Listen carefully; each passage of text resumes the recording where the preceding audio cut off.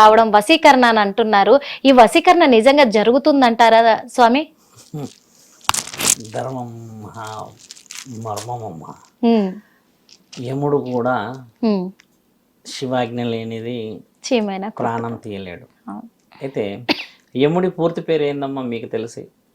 నాకు తెలిసి యమధర్మరాజు అనే తెలుసు. ధర్మ రాజు. ఉమ్, యముడు కూడా ధర్మం ఉంటేనే రాజయ్యాడు. ఉమ్, అంతేగాని నేను యముడిని కదా అని ఎవరి ప్రాణం వాళ్ళ ప్రాణం తీయలేడు. ఆ, అంటే యముడి పూర్తి పేరు ఏంటంటే యమ ధర్మ రాజు. ఉమ్, అంటే యమ అనేది ఏదైతే ఉంటుందమ్మా ప్రాణాలు తీయడానికి ఉపయోగపడే ఒక అస్త్రం ఆయన. అస్త్రం. అది కూడా ధర్మం.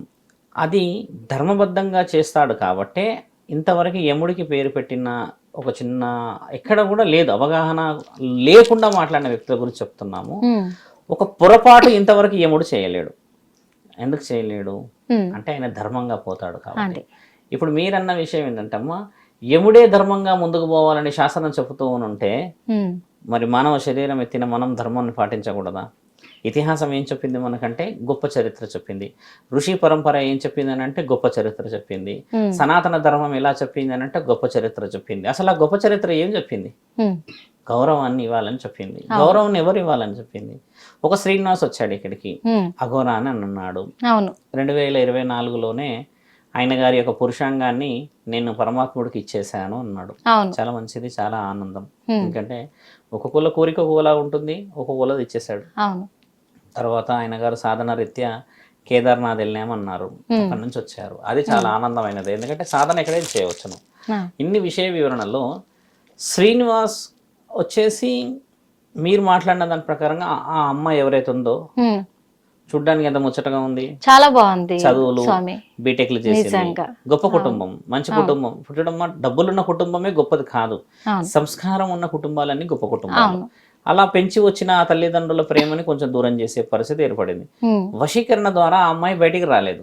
ఎందుకంటే వశీకరణ చేసేంత స్థితి, వశీకరణ చేసి ఒక అమ్మాయిని రప్పించే అంత ఆలోచన ఎల్లూరి శ్రీనివాస్ దగ్గర లేదు, లేదు. ముమ్మటికి లేదు.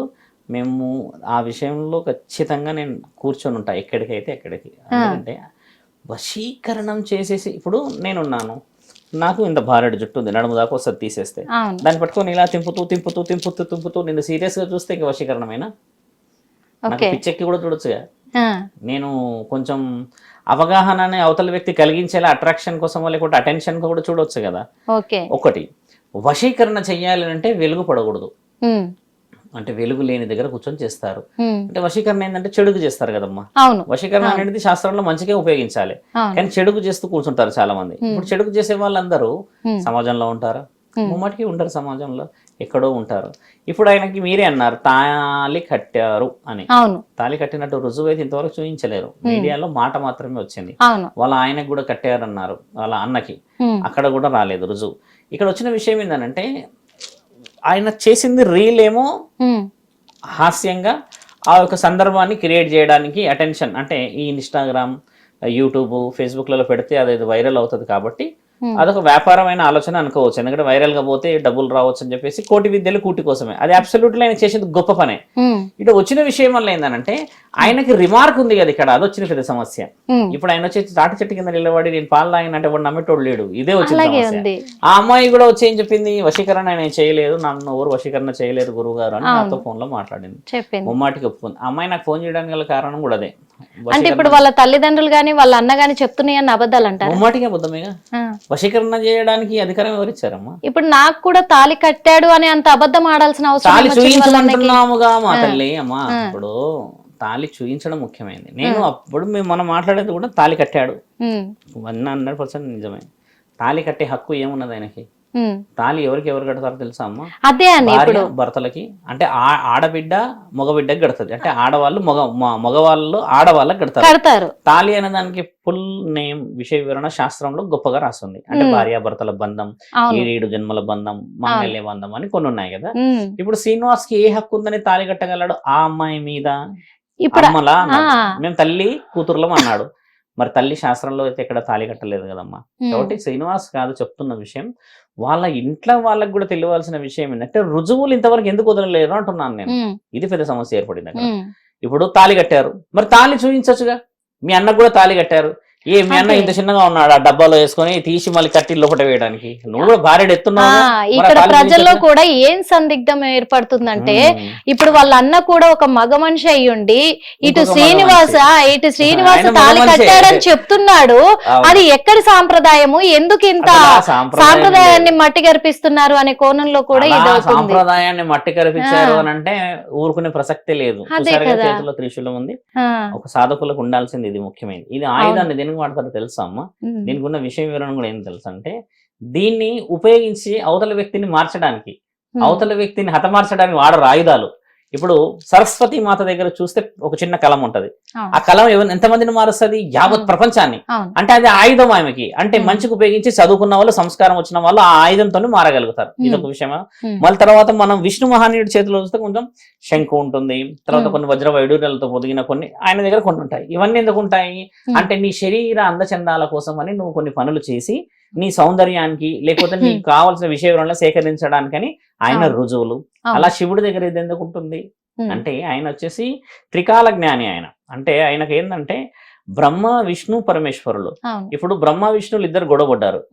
గొడవపడ్డప్పుడు వచ్చేసి తండ్రి ఇద్దరు వైపులో ఒక వైపే మాట్లాడవచ్చు యాక్చువల్లీ కదమ్మా.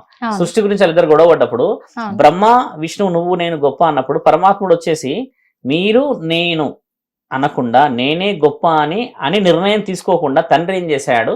బ్రహ్మ విష్ణు పరమేశ్వరులము మనం ముగ్గురం కలవాలి, ఇదే స్థితి గతి లయ అని తండ్రి చెప్పిండు. ఒకవేళ పరమేశ్వరుడు నాకు బలం ఉంది కదా అని చెప్పేసేసి నీకు 4 తలల్లో ఒక తల తీసేసినా నేను గొప్పవాడినని, విష్ణువు నువ్వు అబద్ధాలాడినావు అని చెప్పేసి నువ్వు తక్కువ అని చెప్పేస్తే తండ్రి గొప్పవాడయ్యేవాడు. కానీ తండ్రి కలుపుకపోయిండు కదమ్మా, అక్కడ ఎవరిని ఏం ఇబ్బంది పెట్టలేడు కదా, ఏదో ఆయుధం ఉపయోగించలేడు. కాబట్టి ఈ ఆయుధం ఏంటంటే అమ్మా, ఇది త్రికాల జ్ఞానానికి ఇది ఒక సూచిక. దీంతో అవతల వ్యక్తిని వేయడం కాదు, చంపేయడమో తలదీసేయడం కాదు. ఇది చేసే ప్రక్రియలన్నీ వేరు శాస్త్రంలో. దీన్ని ఏంటంటమ్మా మన దగ్గర త్రిశూల వ్యూహానికి ఉపయోగిస్తారు. త్రిశూల వ్యూహం ఏంటంటే మొదట సమాజాన్ని కాపాడాలి, తర్వాత ఇంటిని కాపాడిన తర్వాత పరమాత్ముడు ఉన్నాడు అనేది ఒక ఊహ కదా. ఇప్పుడు శ్రీనివాస్ దగ్గర అంత నాలెడ్జ్ మీరు అన్నట్టుగానే వశీకరణ చేసి తాళి ఈమె గట్టి ఆయన గట్టి అన్ని కట్టేసేస్తే, ఒక వ్యక్తికి అంత నాలెడ్జ్ ఉండి తాళి కట్టేస్తే ఈ లోకమంతా కళ్ళు మూసుకొని కూర్చుందా అమ్మ? వాళ్ళ అమ్మా నాన్నలు తాళి కట్టేశారు అని అంటే మీకు తెలుసా అమ్మా? అలా మాట్లాడినందుకు మనల్ని కొంతమంది విమర్శించినా చాలా మందికి తెలియాల్సిందని చెప్తున్నా. మామూలుగా పసుపు కొమ్మ కట్టిన ఒక స్త్రీ అక్కడికి తల ఆపేస్తుంది. ఇప్పుడు కొంతమంది పొగరుతో ఉన్నారని, కొంతమంది గతంలో నన్ను వాడేసుకున్నారని, కొంతమందిని నన్ను ఫైనాన్స్ చేసిన ఉంటారు కదా. అలాంటి వాళ్ళని కూడా కొన్ని సందర్భాలు ఎలా ఏర్పడతాయంటమ్మా, తక్కువ ఒక గుడిలోనో ఒక వీధిలోనో పంచాయతీలో కూడా ఒక చిన్న పసుపు కొమ్మ కట్టేస్తారు. ఆ పసుపు కొమ్మ కట్టేసినాక ఆ స్త్రీకి తీసే అధికారం ఈ శాస్త్రంలో ఇంతవరకు లేదు, తీయదు. తర్వాత గొడవలు అయితే పంచాయతీ ఆ వేరు విషయం. ఒక తాళి అంత అవలీలా కనబడుతుందా అమ్మ? స్త్రీ శక్తి అంతా ఏం చేస్తున్నది తాళి గురించి మాట్లాడేటప్పుడు? ఈ మహిళా మండలి అధ్యక్షులందరూ ఏం చేస్తున్నారు? ఇప్పుడు మన దగ్గర ఉన్న హ్యూమన్ అనే దగ్గర ఉమెన్ ప్రొటెక్షన్ టీమ్స్ ఉన్నాయి, వాళ్ళందరూ ఏం చేస్తున్నారు? తాళి గురించి మాట్లాడే అర్హత ఆ స్థితిగతులకు వచ్చేస్తారు వాళ్ళు అంటే. అసలు ఇక్కడ పెళ్లికి సాంప్రదాయానికి విలువలేదా అమ్మ? ఎల్లూరి శ్రీనివాస్ వచ్చేసి తాళి కట్టేసిందంటే తాళి కట్టేసి సరే ఓకే తాళి కట్టేసావు, ఆ అమ్మాయి నీకు తాళి కట్టిన వివరణ చూయించేసి ఎందుకు కట్టేవని చెప్పేస్తే ఆ తల్లిదండ్రులు అంతా మొత్తుకోరు కదా. కాబట్టి అక్కడ అవాస్తవం జరుగుతుందన్న విషయం. ఇప్పుడు ఆ తండ్రి వచ్చి నిన్న మొన్న ఏం చెప్పారంటమ్మా, మోసం చేశాడు. నిన్న వచ్చిన విషయం ఏంటంటే ఇంకా మేము నీళ్లు పోసేసుకుంటాం నెత్తి మీద, ఇంకా మాకు సంబంధం లేదు అని అన్నారు. ఇప్పుడు వాళ్ళ బాధ తట్టుకోలేక 4 రోజులు వారం రోజుల తర్వాత మాట వదిలేరు. తల్లి రుజువు తల్లిదండ్రులు చేయాల్సినది చేసేసారు, బాధనో ప్రేమనో అన్ని చేశారు. ఒక వ్యక్తిని అన్నోన్ పర్సన్ ఇంట్లోకి తెచ్చుకున్నారు, నమ్మాడు, తీసుకెళ్ళాడు, మోసం చేశాడు అని ఇట్లా అంటున్నారు కదా. ఇక్కడ ఎల్లూరి శ్రీనివాస్ మోసం చేశాడు అని అనుకోవడమే మనందరం మోసపోతున్నాం. బాగా గమనించాల్సిన విషయం.